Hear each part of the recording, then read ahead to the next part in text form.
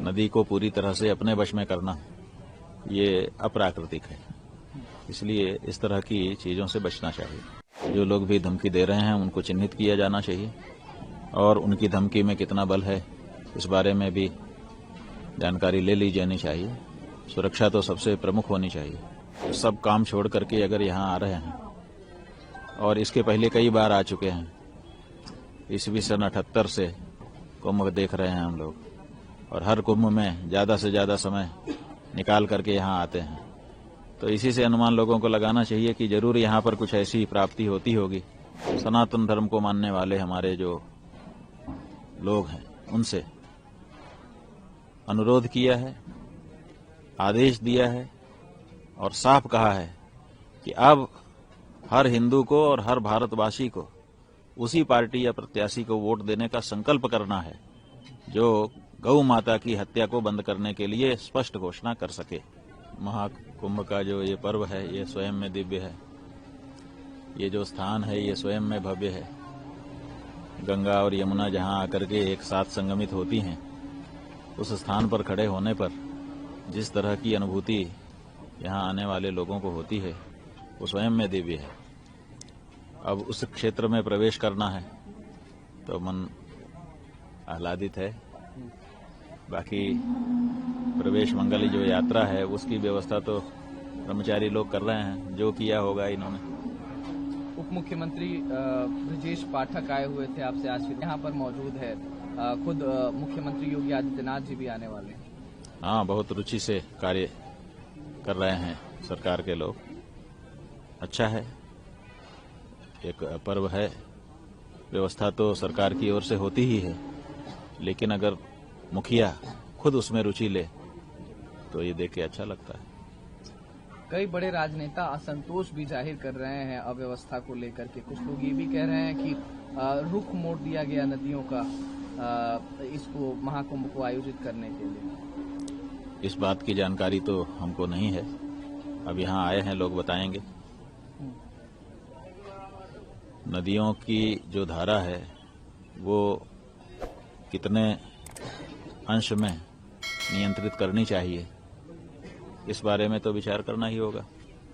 नदी को पूरी तरह से अपने वश में करना ये अप्राकृतिक है। इसलिए इस तरह की चीजों से बचना चाहिए।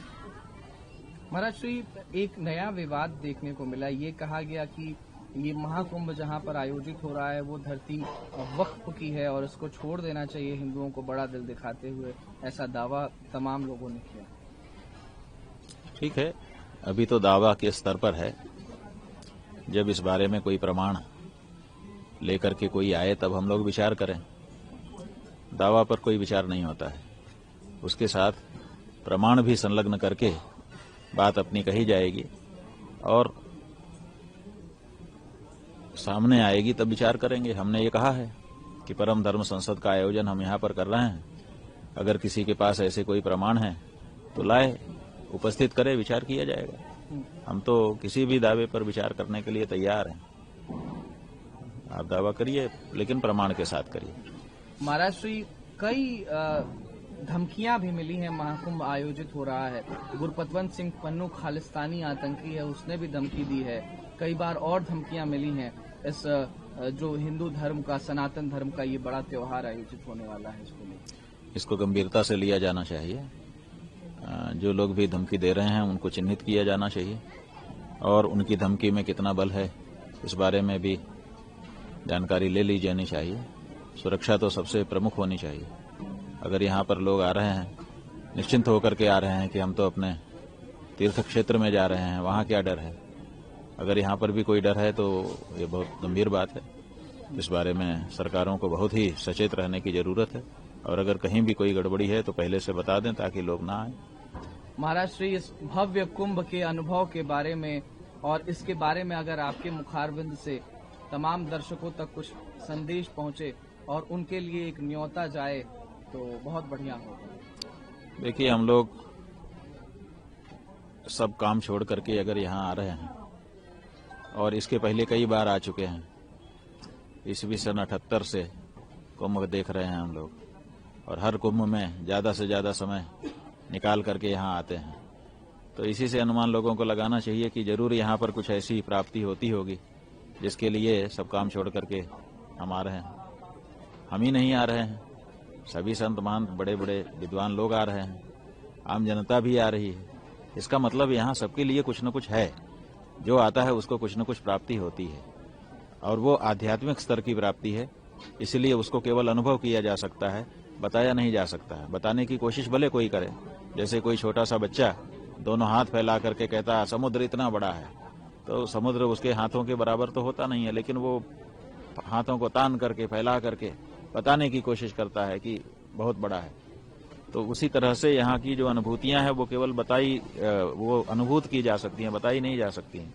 इसलिए हम लोगों से कहना चाहेंगे कि बताने पे मत जाइए, एक बार यहाँ आकर के इस भूमि के संस्पर्श का अनुभव करिए, आप बार बार आएंगे, यह हमारा विश्वास है। महाराष्ट्र पिछली बार जब मैंने आपका साक्षात्कार किया था तो उस समय महाराष्ट्र विधानसभा चुनाव होने वाले थे, आपने उस पर अपनी बात कही थी। इस बार दिल्ली में विधानसभा चुनाव होने वाले हैं, आपने दिल्ली में प्रवास भी किया था, कई महीने लंबा वो चतुर्मास आपने वहां पर आयोजित किया था। दिल्ली में 5 तारीख को मतदान होने वाले हैं, दिल्ली में किस तरीके का आपने रुख देखा, आपने जनता से बातचीत करी होगी, आपका मैसेज बहुत बड़ा होता है, तो उसको लेकर के आप अगर कुछ कहना चाहें। हमने तो सभी भारत के निवासियों से, नागरिकों से, मतदाताओं से और विशेष करके सनातन धर्म को मानने वाले हमारे जो लोग हैं उनसे अनुरोध किया है, आदेश दिया है और साफ कहा है कि अब हर हिंदू को और हर भारतवासी को उसी पार्टी या प्रत्याशी को वोट देने का संकल्प करना है जो गौ माता की हत्या को बंद करने के लिए स्पष्ट घोषणा कर सके। अगर ऐसा कहने में कोई पार्टी असफल रहती है, उस पार्टी को भारत की पार्टी नहीं मानना है, क्योंकि भारत का जो बहुसंख्यक समाज है, जाने कितने वर्षों से वो बार बार गुहार लगा रहा है कि गाय हमारी माता है, उसको मत काटो, उसको मत बेचो, लेकिन ये होता चला जा रहा है। इसलिए दिल्ली के चुनाव में, क्योंकि दिल्ली देश का दिल है, दिल्ली के चुनाव में दिल्ली में रहने वाले पूरे देश के लोगों से हम यही कहना चाहते हैं कि इस बारे में अपने घर के सामने बोर्ड लगा दीजिए कि इस घर में ये हिंदू का घर है, ये भारतवासी का घर है, गौ हत्या को बढ़ावा देने वाली कोई पार्टी और प्रत्याशी